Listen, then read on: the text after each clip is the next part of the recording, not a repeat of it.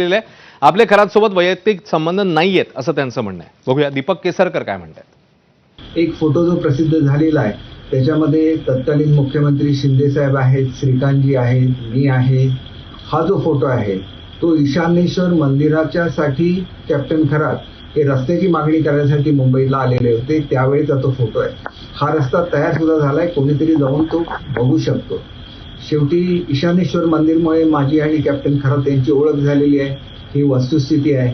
आणि त्याच्यामुळे मी स्वतः देवभक्त असल्यामुळे आणि शिर्डीला जात असताना वाटेत सिन्नरमध्ये हे ईशानेश्वर मंदिर असल्यामुळे कधीतरी तिथं जाणं निश्चितपणे होत होतं.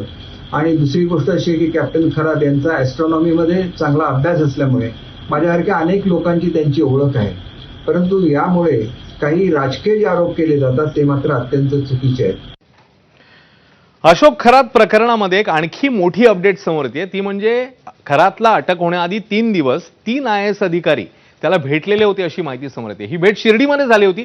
त्यामुळे आता ही शिर्डीमध्ये भेट नेमकी कशासाठी झाली, हे 3 अधिकारी नेमके कोण आहेत, या सगळ्या संदर्भात चर्चा सुरू झालेली आहे. आणि मग आता या अधिकाऱ्यांचीही चौकशी होणार का, याकडेही सगळ्यांचं लक्ष आहे. शिर्डीतल्या एका नामांकित हॉटेलमध्ये अधिकारी आणि खरात यांची बैठक झाल्याची माहिती पाहायला मिळते. विनोद नावाच्या व्यक्तीने अधिकाऱ्यांची बैठक घडवून आणली अशीही माहिती आहे. त्यामुळे राज्यातले 3 अधिकारी कोण होते असा सवाल आहे आणि त्यांची चौकशी होणार का, याकडेही आता सगळ्यांचंच लक्ष लागलेलं आहे.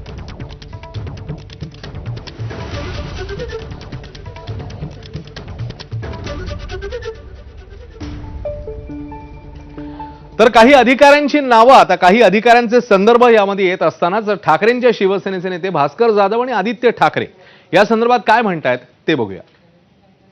महाराष्ट्रात कधी असं संस्कृती नव्हती ह्या सगळ्या बंधुबाबांची. त्यांचे बंधुभक्त आणि बंधुबाबा हे दोघंही यांच्यावर कारवाई होणं गरजेचं आहे. मला वाटतं ह्यांची ज्यांच्याबरोबर फोटोज आहेत किंवा नावं आत्ता गेल्या काही महिन्यांमध्ये आलेली आहेत त्या सगळ्यांनी राजीनामा देणे गरजेचं आहे. मला वाटतं 9 की 10 मंत्री या मंत्रिमंडळातले त्यांचा राजीनामा फडणवीस साहेबांनी घेणं हे अपेक्षित आहे. आता जे सांगितलं जातं SIT नेमली तसं नाहीये. अधिवेशन सुरू होण्यापूर्वीच ही SIT नेमलेली आहे.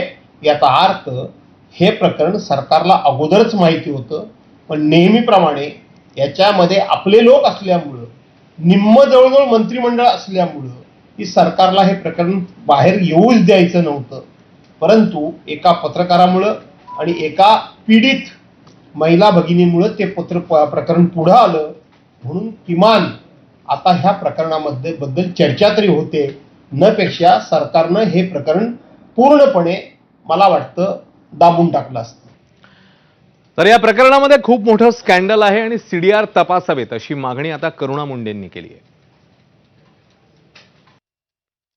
याच्या मागे खूप मोठा सेक्स स्कॅन्डल असतो, हे आपण बघितलेला, आणि पैशाचा स्कॅन्डल पण असतोय.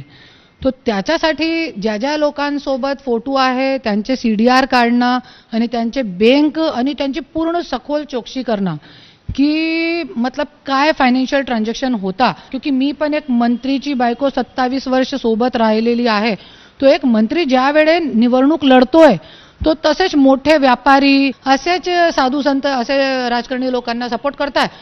पदावर झाल्यानंतर ते राजकारणी ते साधू संताला मोठा करताय. तर 5 तासाहून आता अधिक काळ उलटून गेलेला आहे. अशोक खरातची चौकशी सुरू आहे. SIT नेमण्यात आली, आपल्या सगळ्यांनाच माहिती आहे. आणि या SITच्या माध्यमातून ही चौकशी सुरू आहे. त्यामुळे अशोक खरातची ही पाळंमुळं कुठपर्यंत पसरलेली आहेत नेमकी, हे सगळं खणून काढण्याचा हा SITचा प्रयत्न आहे. SIT कसून चौकशी करते आणि यामध्ये अर्थातच राजकीय संबंध, व्यावसायिक मालमत्ता यांची देखील ही कसून चौकशी होत असल्याचं पाहायला मिळतं.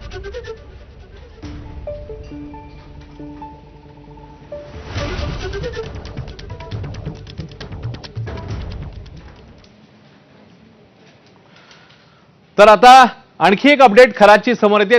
त्यानुसार खरातने जी मालमत्ता एकूण जी माया जमवली आहे त्याचे आश्चर्यकारक आणि डोळे विस्फारणारे आकडे समोर येतात आणि त्याचीच ही अपडेट आहे.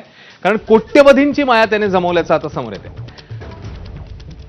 बक्षीसपत्र करत सर्वसामान्यांकडनं कोट्यवधींची माया लाटल्याचं उघड झालेलं आहे. मिरगावच्या शिवनिका ट्रस्टच्या ईशान्येश्वर मंदिरासमोरील 5 एकर जागा देखील मुंबईच्या एका व्यक्तीकडनं बक्षीसपत्राद्वारे अशोक खरातने मिळवली.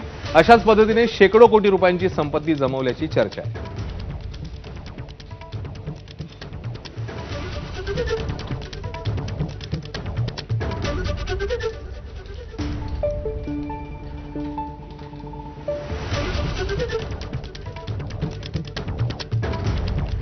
आणि आता अशोक खरात नंतरच्या आणखी काही महत्वाच्या बातमी अर्थातच येते युद्धासंदर्भात.